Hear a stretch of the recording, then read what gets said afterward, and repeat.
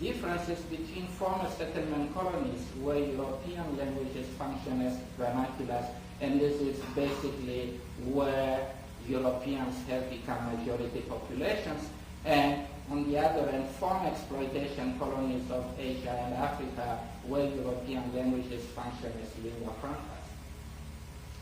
Misconceptions about the exceptionality of Creoles would have prevented a number of implausible hypotheses about Creoles, such as the language bioprogram hypothesis, which presupposes a break in the transmission of the European language. If there was a break in the transmission of the European language, then we really need a deus ex machina and not a lingua ex machina in order to account for why these particular varieties have inherited on average 90% of their vocabularies from the same European language. We would have to explain how on earth somebody can focus on just learning the vocabulary mechanically from some other speaker without paying attention to how to put the pieces of the vocabulary together to form large utterances.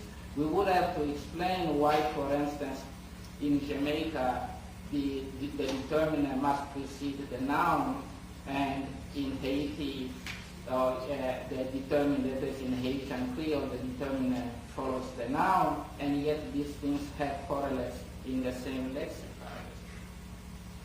The relaxification hypothesis, we would have to explain where on earth anybody has seen anybody else learn a language by saying, I don't care how they structure their words in the target language, all I have to do is learn the vocabulary, and then I will continue to speak it according to the grammar of my native language. Or, which is contradictory, we often tell foreign influence by phonetic features.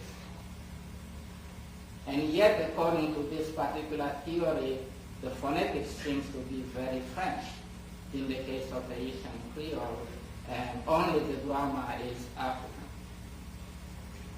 And they claim that pidgins are a window into human proto-language, which I have considered absolutely offensive. So basically it tells you that the people that made pidgins have the same state of mind and the pre-hominids when they were trying to develop language. And it ignores the fact that the people that who have made pidgins started from languages, and our pre-hominid ancestors started from nothing. So, and the reason why I'm bringing all these things up is that I suspect that if we didn't deal with people of particular descent, we would have stopped twice or three times to think over the hypothesis. But we hardly stop to think over them. We just accept them. The simpler and the more attractive they look, the faster we embrace them. And the putative pidgin to Creole evolutionary trajectory gives us an idea of the evolution of language in the history of mankind.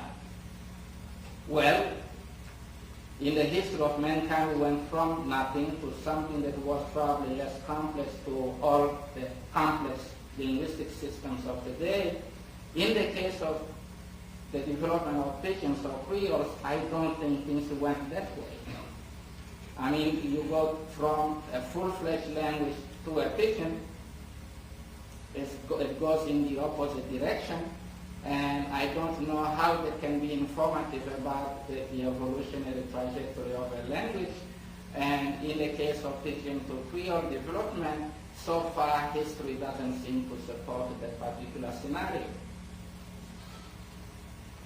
Studies of variation in Creole and other communities have contributed significantly to the development of quantitative sociolinguistics. It's really a big plus, and this is one area where people have paid attention to what is going on in these particular communities, and thanks to the work of people like John Rickford and so forth, having a teacher like Bill Laborde, there has been a very good dialogue here between data and hypothesis. And they have helped us develop a better understanding of the structural dynamics of language change. And will above revive the uniformitarian principle. An important question now is whether we have emancipated ourselves enough to hear the voice of Creoles about communal language structure and language evolution. Is there any particular reason why speech continua should be particularly Creole? Thank you. Is there any particular reason why the Afro-led to Basilec stratification should be particularly Creole? Why don't we talk of Basilectal English in North America and Afro-lectal English instead of non-standard versus standard English? What makes Creoles particularly Basilectal and not non-standard varieties of the communities where these varieties develop? Is there any particular reason why the continuum must be tied with decreolization?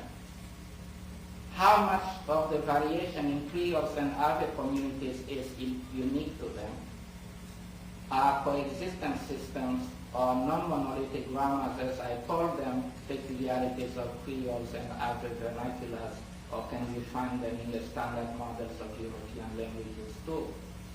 We have undoubtedly come a long way since 19th century linguistics, which developed when Western Europe was justifying economic and political colonization with the support of scientific racism or racialism. But there is more uniformitarianism to be done in the interest of understanding how language is structured, how it functions in society, and how it evolves. I hope we agree to discuss such issues as our counterparts are doing in the rest of the social sciences. Thank you.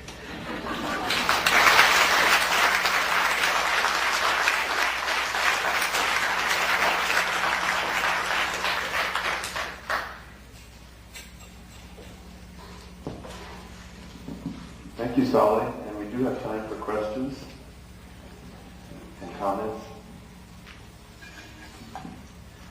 You mentioned that you define colonization simply as a population moving from its homeland to resettle somewhere else. And then you mentioned that the colonizing population usually retains its native language. But wouldn't language retention be like a defining characteristic of colonization? I didn't say that the colonizing population retains its language. I talked about looking into the patterns of interaction between the indigenous population and the colonizing population. In the vast majority of cases, I think the colonizing population has retained its language, but there are a number of cases where the colonizing population didn't. In Africa, we know the case of the Tutsi in the Bantu area, where they didn't retain their language. And they came there around the same time as the Maasai population, which are also Nilotic, but the Maasai population retained their language. And these are some of the things that we should try to explain.